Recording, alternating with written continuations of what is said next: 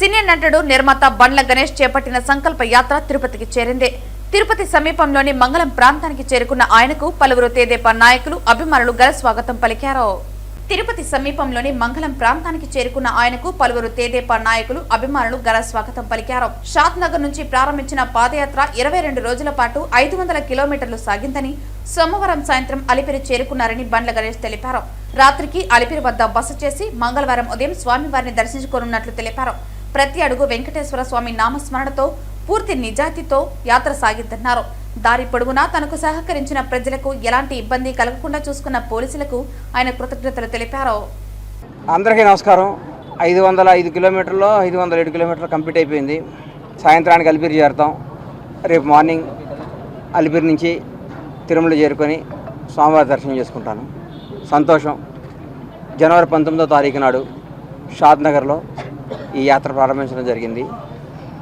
ఒక్క అడుగు కూడా దేవుడి పాదాల దగ్గర చెప్తున్నా, ఒక్క అడుగు కూడా తప్పు చేయలేదు. పర్ఫెక్ట్గా ప్రతి రోజు ప్రతి అడుగు వెంకటేశ్వర నామస్మరణం చేసుకుంటూ, గోవిందుని తలుచుకుంటూ అని అడిగేయటం జరిగింది. ఇది నిజాయితీ గల సంకల్ప యాత్ర, నీతి గల సంకల్ప యాత్ర.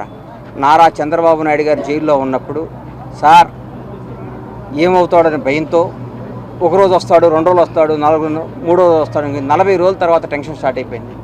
ఏమైపోతాడా, అసలు చంద్రబాబు నాయుడు గారు బయటకు వస్తాడా రావడానికి దిగులు స్టార్ట్ అయిపోయింది. ఒకరోజు సుప్రీంకోర్టు న్యాయస్థానం దగ్గర బయటకు వస్తే గౌరవ న్యాయమూర్తి గారు ఇది నా ముందు కాదు, నేను వాదించడానికి పక్కన పెట్టడం జరిగింది. అప్పుడు గుండెదడ స్టార్ట్ అయ్యి బయటకు వచ్చి ఆకాశం వైపు చూసి, ఏడుకొండలవాడ చంద్రబాబు నాయుడు గారిని కాపాడు, నువ్వు తప్ప ఈ లోకంలో కాపాడేవాళ్ళు ఎవరూ లేరు అనిపిస్తుంది. దయచేసి ఆయన్ని ప్రాణాలతో బయటకు తీసుకురా, నా గడప నుంచి నీ గడప దాకా నడిచొస్తావు స్వామి, ఇంతకంటే నీకు మేము ఇచ్చుకోలేము, దయచేసి మా మొర ఆలకించని మొక్కటం జరిగింది.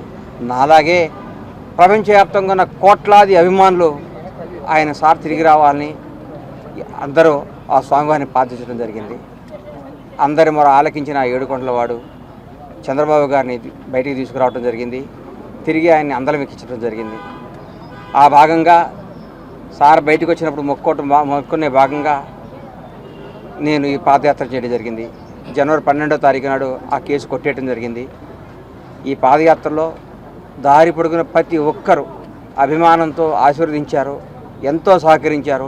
పోలీసు వారు కానీ, ప్రజలు కానీ మాకు ఇంత ఇబ్బంది కలగకుండా ఇంత దూరం తీసుకొచ్చారు. పేరు పేరున ప్రతి ఒక్కరికి పాదాభివందనాలు తెలియజేసుకుంటున్నాను.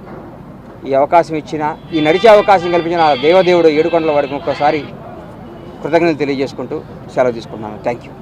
ఈ రోజుకి బండ్ల గణేష్ అన్న పాదయాత్ర 22 రోజులు పూర్తి చేసుకునింది.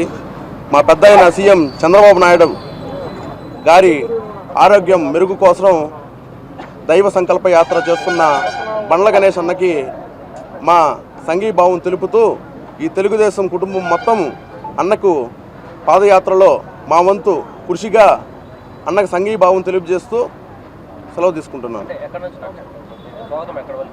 మా చంద్రగిరి కాన్స్టిట్యూషన్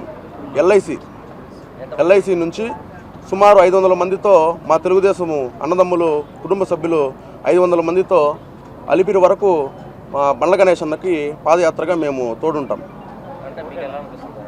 మాకైతే నిజంగానే ఇది గూస్ బంప్స్ వస్తున్నాయి. మాకు నిజంగానే ఆయన పాదయాత్ర చేస్తా అంటే మాకు ఇంకా యూత్కి ఇంకా ఇన్స్పిరేషన్గా అనిపిస్తుంది. మాకైతే నిజంగా చాలా హ్యాపీగా కూడా ఉంది. ఇన్స్పిరేషన్గా కూడా తీసుకోవాలి బండ్ల గణేష్ అన్న లాంటి వాళ్ళని మనము. ఇంత మా పెద్ద ఆయన కోసము, ఇటువంటి విజనరీ లీడర్ కోసము, ఆయన ఆరోగ్యం కోసము, ఈ విధంగా చేసే నాయకుడి కోసము మా వంతు ఉడతా భక్తి సాయంగా కూడా మేము ఇది చేయడం మాకు కూడా ఎంతో సంతోషకరంగా ఉంది.